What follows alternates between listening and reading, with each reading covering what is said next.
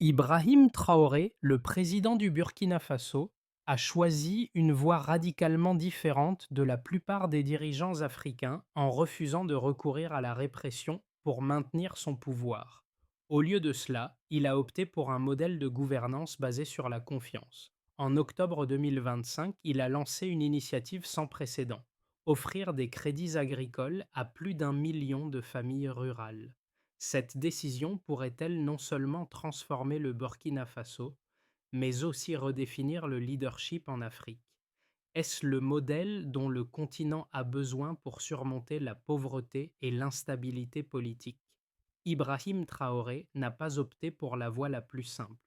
En octobre 2025, il a lancé une initiative révolutionnaire pour instaurer la confiance entre le gouvernement et les citoyens du Burkina Faso: offrir des crédits agricoles à plus d'un million de familles rurales. Cette décision marque un tournant majeur pour le pays, en transition de la pauvreté et de l'instabilité politique à un modèle de développement plus autonome et durable. Le programme de crédit agricole promet de renforcer l'économie locale, d'améliorer les conditions de vie des populations rurales et d'encourager l'autosuffisance. Cependant, cette approche comporte des risques considérables. Si ce modèle s'avère efficace, il pourrait servir de modèle pour d'autres nations africaines en quête de solutions alternatives à la dépendance à l'aide étrangère. En revanche, si le programme échoue, il pourrait entacher la crédibilité du gouvernement et plonger le pays dans une crise économique encore plus profonde. La réussite ou l'échec de cette initiative pourrait redéfinir l'avenir du Burkina Faso et de toute la région. Le 29 octobre 2025, deux événements majeurs se sont produits en Afrique, mais avec des trajectoires radicalement opposées. En Tanzanie, les élections ont eu lieu dans un climat de violence et de fraude. Le président Samia Suluhu Hassan a remporté une victoire écrasante de 88% des voix, mais cette victoire a été marquée par des accusations de fraude électorale massive et de répression violente des manifestants. Des centaines de personnes ont été tuées, des corps dissimulés dans le secret, et l'accès à Internet a été coupé pour étouffer toute forme de protestation. En revanche, à 3000 km de là, au Burkina Faso, Ibrahim Traoré a choisi une approche radicalement différente. Au lieu de recourir à la violence, il a décidé d'investir dans son peuple, en mettant en place un programme de crédits agricoles pour plus d'un million de familles rurales. Ce programme visait non seulement à soutenir les agriculteurs en leur fournissant des crédits à des conditions beaucoup plus favorables que celles des prêteurs internationaux, mais aussi à promouvoir la transparence et la confiance avec la population. Traoré a misé sur l'autonomisation des citoyens plutôt que sur la répression, un choix qui pourrait redéfinir la manière dont un pays se gouverne. En offrant aux familles rurales un accès à des ressources économiques qu'elles n'avaient jamais eues auparavant, Traoré cherche à casser le cycle de la dépendance et à construire un avenir plus stable et équitable pour le Burkina Faso. Mais cette démarche peut-elle réellement changer le cours de l'histoire du pays et de l'Afrique en général? L'impact de cette initiative se mesure déjà à travers les premières réussites, mais aussi à travers les défis auxquels le pays devra faire face pour maintenir cette dynamique sur le long terme. Ibrahim Traoré, président du Burkina Faso depuis 2020, incarne un changement radical dans la gouvernance africaine. Contrairement à de nombreux autres leaders africains qui s'appuient sur la répression pour maintenir leur pouvoir, Traoré a choisi d'investir dans son peuple en mettant en place une série d'initiatives axées sur l'autonomisation et la transparence. Son programme phare, le Crédit agricole pour les familles rurales, en est un exemple frappant. Cette approche non seulement répond à un besoin urgent de développement économique dans les zones rurales, mais elle reflète également une vision de leadership basée sur la confiance et la coopération entre le gouvernement et ses citoyens. Les premiers résultats de ce programme ont été prometteurs. Les agriculteurs, souvent laissés pour compte par les institutions financières traditionnelles, ont désormais accès à des prêts à des conditions bien plus avantageuses. Ce soutien a permis à plus d'1 million de familles d'améliorer leurs méthodes agricoles, de moderniser leurs équipements et d'augmenter leur production. Mais au-delà des chiffres, l'impact social est tangible. Le programme a renforcé la confiance de la population dans le gouvernement, car il démontre un engagement réel à améliorer les conditions de vie des citoyens plutôt que de maintenir un contrôle autoritaire. La question qui reste cependant est de savoir si cette confiance pourra se maintenir à long terme, surtout si des défis imprévus, comme des crises économiques ou climatiques, viennent perturber ce fragile équilibre. Traoré a ouvert une nouvelle voie, mais sa réussite dépendra de la capacité du pays à s'adapter et à surmonter les obstacles qui se dresseront sur sa route. Le programme de crédit agricole, initié par Ibrahim Traoré, a été lancé dans un contexte socio-économique complexe, où l'agriculture, principal moteur de l'économie burkinabé, se trouvait dans une situation de stagnation. À l'époque, le pays faisait face à des défis de grande envergure, une dépendance excessive à l'aide internationale, des infrastructures rurales insuffisantes et une population de plus en plus sceptique vis-à-vis de la capacité de son gouvernement à créer un véritable changement. Traoré a pris la décision audacieuse d'investir directement dans le secteur agricole, un domaine crucial pour la survie et la prospérité du pays. Le programme visait à offrir des crédits à faible taux d'intérêt aux agriculteurs, leur permettant ainsi d'améliorer leur rendement, de diversifier leur culture et de développer des chaînes de valeur plus durables. Les premiers mois après le lancement ont montré des signes encourageants. En quelques mois, des centaines de milliers de familles ont bénéficié du programme et une augmentation notable des rendements agricoles a été observée. Les cultures traditionnelles, telles que le maïs et le sorgho, ont vu leur rendement augmenter de 20 à 30% dans certaines régions. En plus de l'aspect économique, l'initiative a eu un impact social profond. Les agriculteurs ont rapporté une amélioration de leur qualité de vie grâce à une plus grande stabilité financière et à un accès facilité aux semences et aux équipements agricoles modernes. Le programme a permis également de créer des milliers d'emplois dans les secteurs liés à l'agriculture, notamment dans la production, la transformation et la distribution des produits agricoles. Cependant, la mise en œuvre de ce programme n'a pas été sans défi. Le manque d'infrastructures de stockage et de transport a entraîné des pertes importantes après récolte, limitant une partie du potentiel de ce programme. De plus, bien que les taux de remboursement aient été remarquablement élevés, certains agriculteurs ont exprimé des inquiétudes concernant la gestion des fonds et la transparence des processus. Les les tensions autour de la distribution des crédits ont parfois créé des frustrations locales, particulièrement dans les régions reculées où l'accès à l'information et aux services bancaires est limité. Toutefois, le gouvernement a mis en place des mécanismes pour surveiller l'utilisation des fonds et des rapports réguliers ont été publiés pour rassurer la population sur la transparence du programme. L'un des plus grands succès du programme a été son effet sur la confiance de la population envers l'État.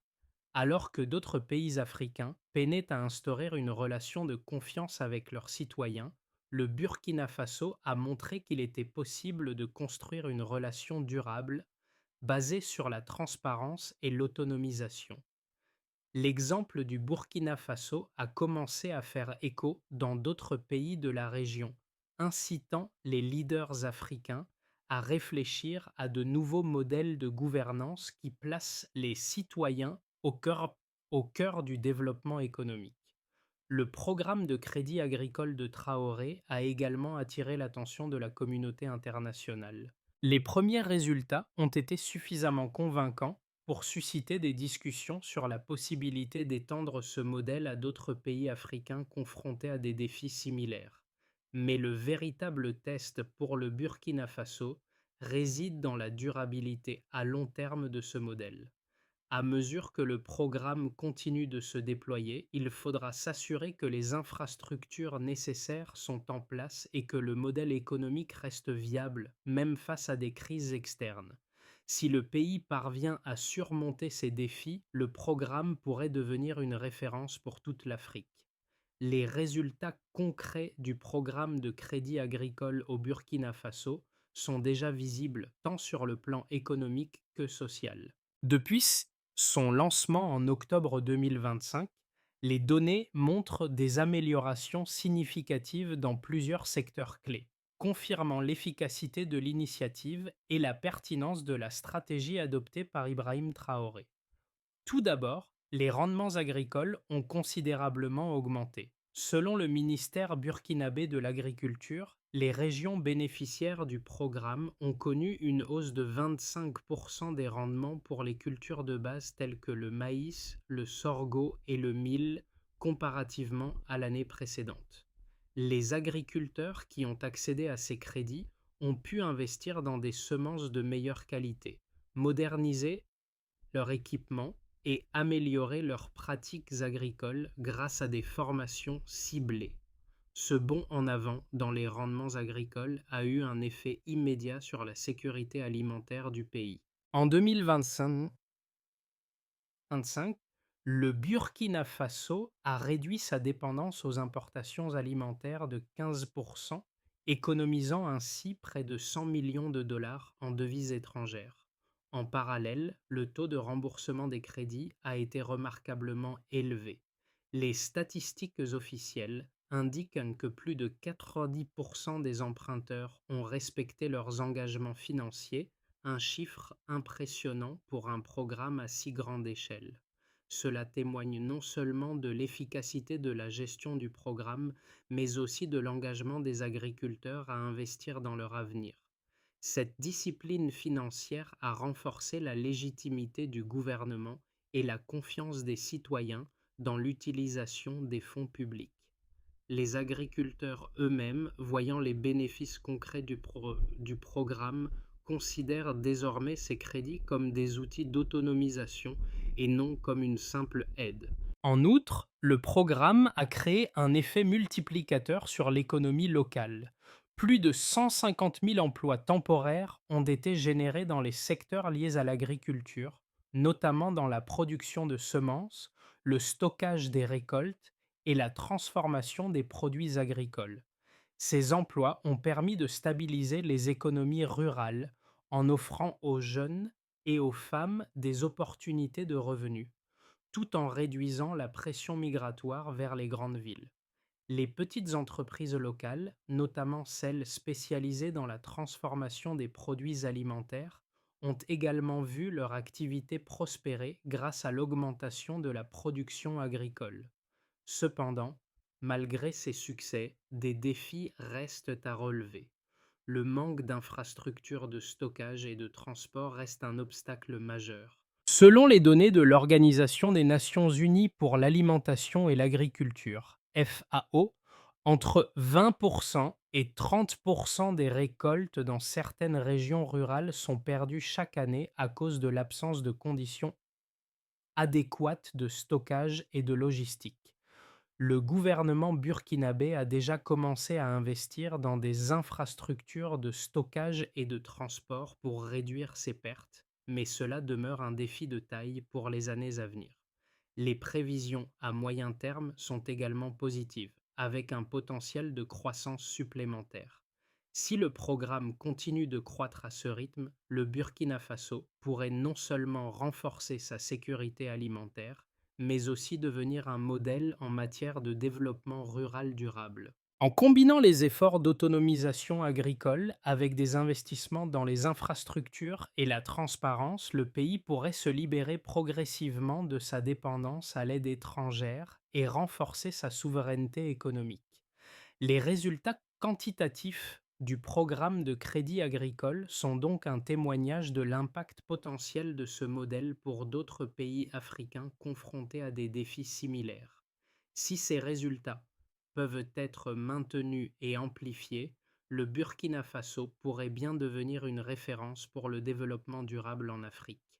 Le modèle de gouvernance instauré par Ibrahim Traoré à travers le programme de crédit agricole du Burkina Faso repose sur des principes de transparence, d'autonomisation et de confiance, mais il n'est pas sans ses détracteurs.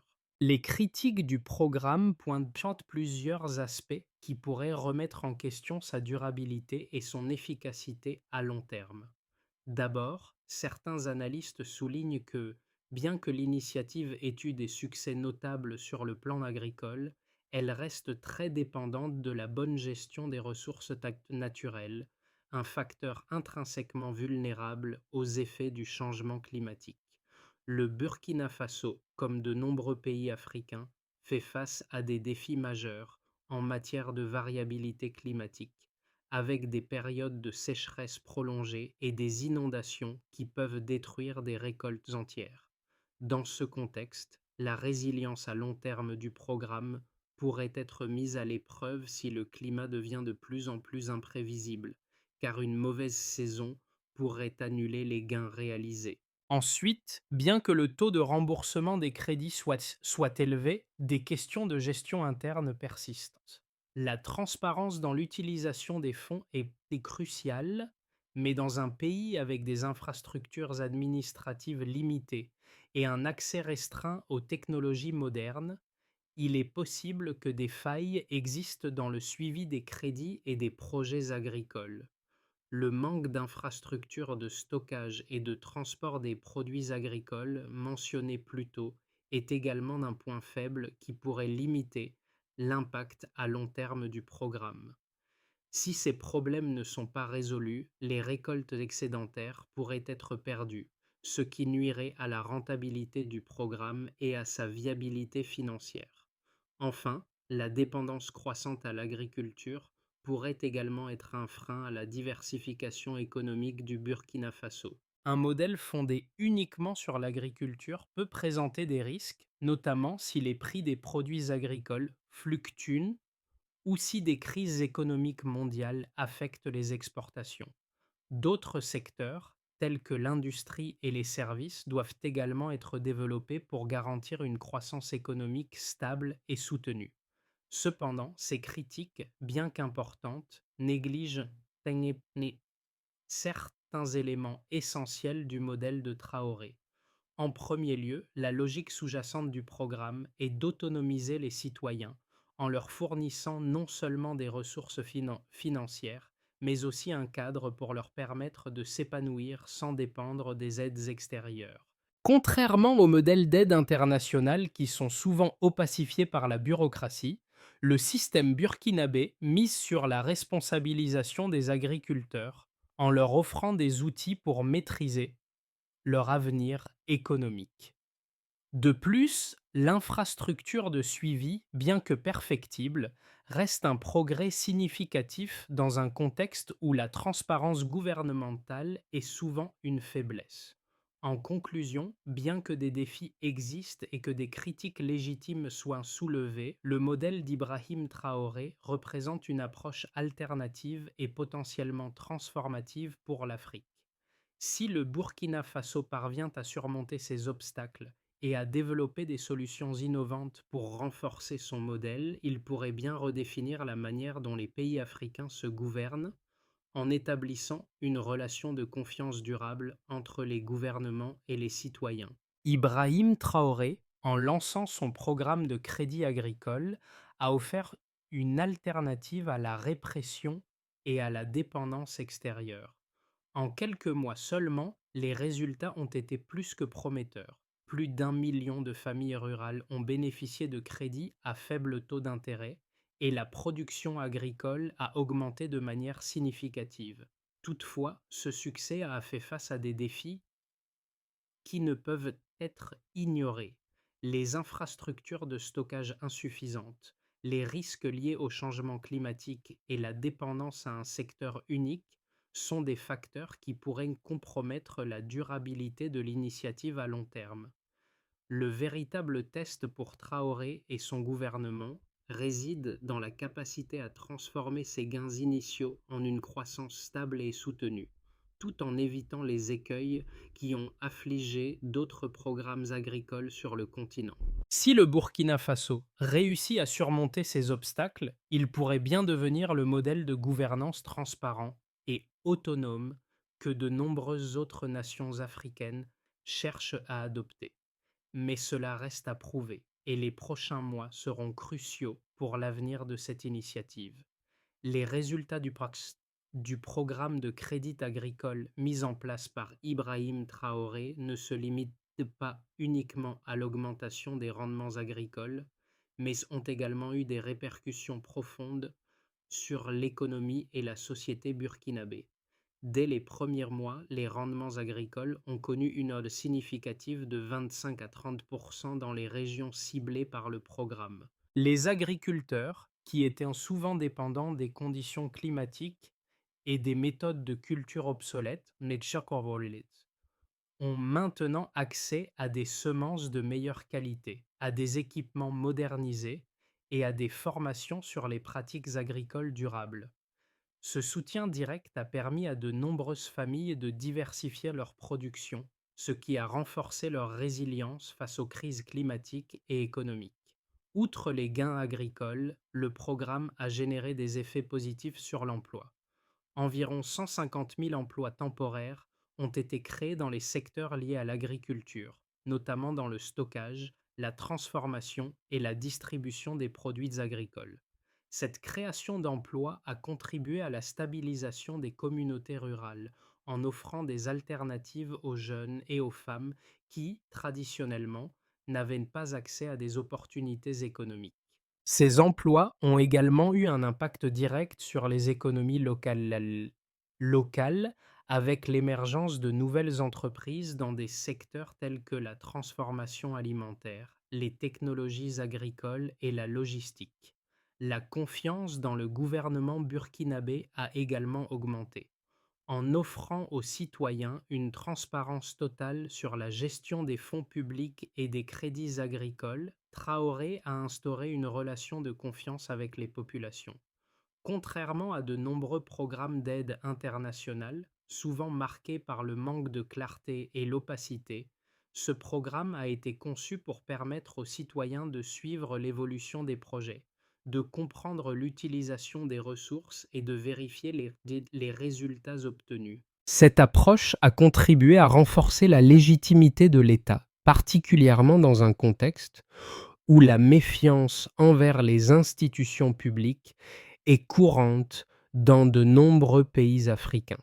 Cependant, les défis ne manquent pas. Le manque d'infrastructures de stockage et de transport des produits agricoles demeure un obstacle majeur à la rentabilité du programme.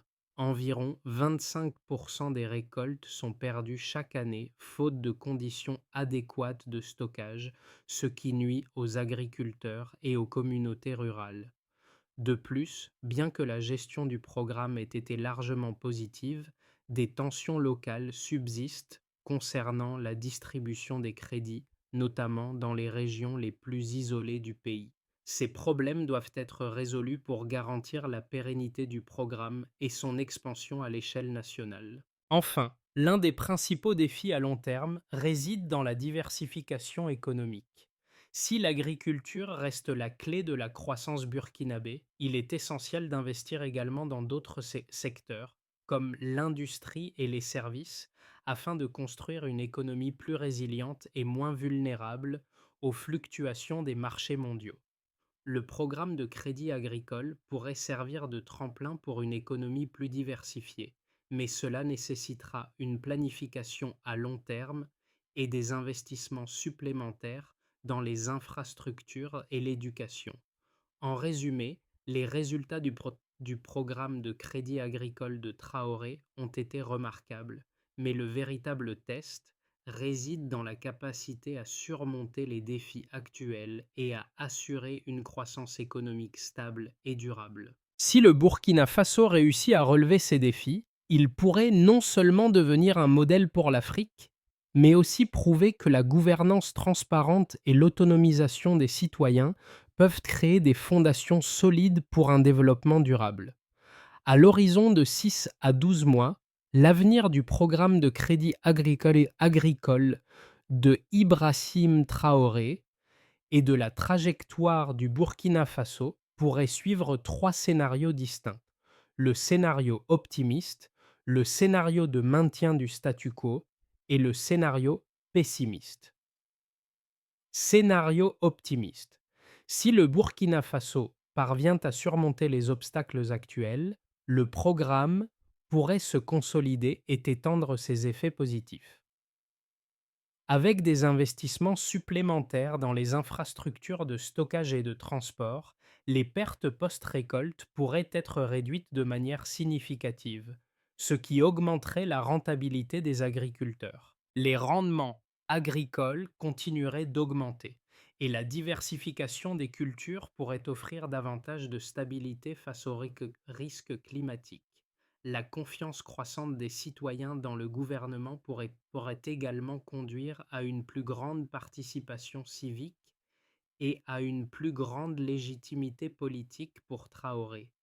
En conséquence, le pays pourrait devenir un modèle pour d'autres nations africaines, attirant des investissements étrangers et renforçant son indépendance économique. Le secteur agricole continuerait de croître et de générer des emplois, et d'autres secteurs, comme l'industrie et les services, pourraient commencer à se développer, menant à une économie plus diversifiée et résiliente. Scénario de statu quo. Dans ce scénario, bien que le programme de crédit agricole continue de produire des résultats positifs à court terme, les défis sous-jacents, tels que l'insuffisance des infrastructures et la vulnérabilité climatique, limiteraient les effets à long terme. Les rendements agricoles pourraient stagner et les pertes post-récolte resteraient élevées en raison de l'incapacité à résoudre les problèmes de stockage et de logistique. Le pays resterait dépendant de son secteur agricole, sans progression significative vers la diversification économique. Cela pourrait engendrer une stabilité relative mais sans un développement durable à long terme. Le programme aurait alors un impact limité et les tensions sociales pourraient persister, particulièrement dans les zones rurales les plus éloignées où l'accès aux ressources reste limité. Scénario pessimiste. Le scénario pessimiste envisage une série de revers économiques et politiques. Les conditions climatiques extrêmes pourraient détruire les récoltes, entraînant une chute des rendements agricoles et une insécurité alimentaire croissante. Les tensions internes concernant la distribution des crédits et la gestion des fonds publics pourraient amener à une perte de confiance de la population, en particulier dans les régions les plus marginalisées. Les infrastructures inadéquates et la mauvaise gestion des ressources pourraient entraîner une crise économique dans les zones rurales, avec des taux de remboursement plus faibles et une augmentation des inégalités sociales. Ce scénario pourrait également conduire à une instabilité politique accrue, avec une pression croissante sur le gouvernement burkinabé. Si ces problèmes ne sont pas résolus rapidement, le pays risquerait de retomber dans un cycle de dépendance à l'aide extérieure et de faiblesse économique, compromettant ainsi la vision de Traoré d'un Burkina Faso autonome et prospère. Dans tous les cas, les prochaines étapes seront cruciales pour le Burkina Faso. Le gouvernement devra investir dans les infrastructures, renforcer la gestion des ressources et adapter les politiques agricoles aux défis climatiques pour garantir un avenir stable et prospère. L'impact du programme de crédit agricole au Burkina Faso ne se limite pas à des chiffres et des statistiques. Il touche directement la vie des citoyens, en particulier ceux des zones rurales. Pour de nombreuses familles, ce programme représente une opportunité de transformation radicale. Avant l'initiative, beaucoup étaient prisonniers d'un cycle de pauvreté, sans accès à des ressources financières adéquates, ni de perspectives d'amélioration. Aujourd'hui, grâce à ces crédits accessibles, les agriculteurs ont la possibilité de moderniser leurs méthodes, de renforcer leur autonomie et de participer à un cercle vertueux de développement durable. Mais au-delà des gains économiques, ce programme a un effet profondément social. Il permet aux jeunes de rester dans leur communauté plutôt que de fuir vers les villes à la recherche de travail, et il offre des opportunités économiques aux femmes, souvent négligées dans les systèmes agricoles traditionnels. Le programme crée ainsi de nouvelles dynamiques sociales, où les individus ne sont plus simplement des bénéficiaires d'aide, mais des acteurs du changement. Cela renforce le tissu social et la cohésion nationale, car les citoyens se sentent valorisés et impliqués dans la construction de leur avenir. Pour les spectateurs extérieurs, l'histoire du Burkina Faso offre un message puissant, celui d'un leadership courageux qui choisit de donner de la force à son peuple plutôt que de recourir à la répression. Si ce modèle fonctionne, il montre que la véritable stabilité d'un pays ne réside pas dans le contrôle autoritaire, mais dans la confiance et la responsabilité partagée entre le gouvernement et ses citoyens. Ce modèle pourrait-il inspirer d'autres nations africaines, voire au-delà?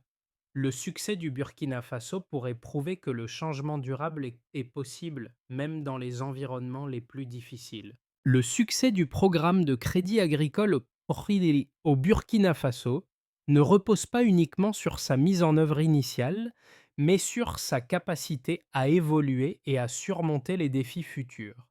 Pour garantir la durabilité et l'expansion du programme, plusieurs étapes clés doivent être franchies dans les mois et années à venir.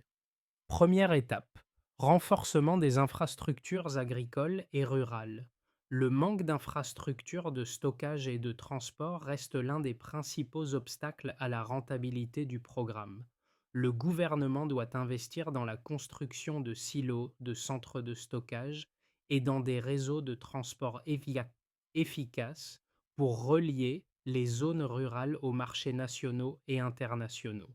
Cela permettrait non seulement de réduire les pertes post-récolte, mais aussi de maximiser les revenus des agriculteurs et de renforcer l'économie locale. Deuxième étape, formation continue des agriculteurs. Bien que le programme ait permis d'améliorer les rendements agricoles, les agriculteurs doivent continuer à recevoir des formations sur des pratiques agricoles durables et innovantes. Cela inclut des formations sur l'irrigation, la gestion des sols, la diversification des cultures et la lutte contre les effets du changement climatique. De plus, il est essentiel de développer des plateformes numériques accessibles pour fournir des informations en temps réel et des outils de gestion pour les agriculteurs. Troisième étape, renforcement de la transparence et de la gouvernance. Pour garantir la confiance continue de la population, le Burkina Faso doit consolider ses mécanismes de gouvernance. Un suivi rigoureux des fonds publics et des crédits agricoles doit être assuré et des rapports réguliers doivent être publiés pour garantir la transparence. Il est également important d'impliquer davantage les citoyens dans le processus décisionnel afin que chaque Burkinabé puisse suivre l'impact des politiques publiques. En suivant cette feuille de route, le Burkina Faso pourra transformer le programme de crédit agricole en un modèle de développement durable, non seulement pour l'agriculture, mais pour l'économie tout entière. Le parcours du Burkina Faso sous la direction de Ibrahim Traoré est un exemple de transformation profonde où la confiance et la transparence sont devenus les piliers d'un changement durable. Ce qui semblait être une initiative risquée est devenu un véritable moteur de croissance pour des millions de familles rurales, offrant à des générations de Burkinabés une chance de sortir de la pauvreté et de bâtir un avenir plus stable. Le programme de crédit agricole n'est pas seulement une aide financière, mais un message de responsabilité et de coopération. Il montre que lorsque les gouvernements choisissent d'investir dans leurs citoyens et de leur offrir les outils pour se prendre en charge, les résultats peuvent dépasser les attentes. Ce modèle de gouvernance centré sur l'autonomisation des populations et la transparence pourrait bien être la clé pour briser le cycle de la dépendance à l'aide internationale et de la répression. Il incarne un espoir renouvelé pour l'Afrique, où les peuples ne sont plus simplement soumis aux décisions de leurs dirigeants, mais deviennent acteurs de leur propre avenir.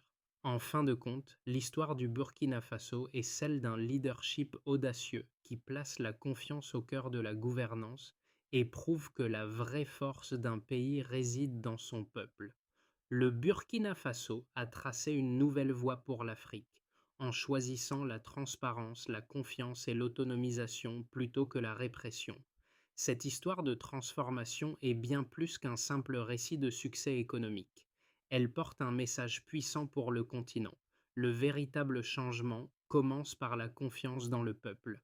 Ibrahim Traoré a montré que la force d'un pays ne réside pas dans sa capacité à contrôler, mais dans sa capacité à libérer le potentiel de ses citoyens. Si vous croyez qu'il est temps de voir émerger davantage de leaders comme Traoré, qui choisissent d'investir dans l'avenir de leur peuple, alors il est temps de soutenir cette vision. Partagez cette histoire, engagez-vous dans la conversation et faites entendre votre voix.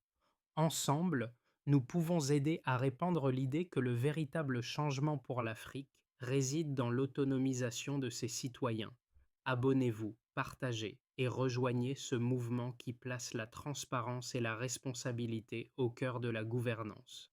Parce qu'aujourd'hui, plus que jamais, le monde a besoin de plus de leaders prêts à faire confiance à leur peuple pour bâtir un avenir plus juste et prospère.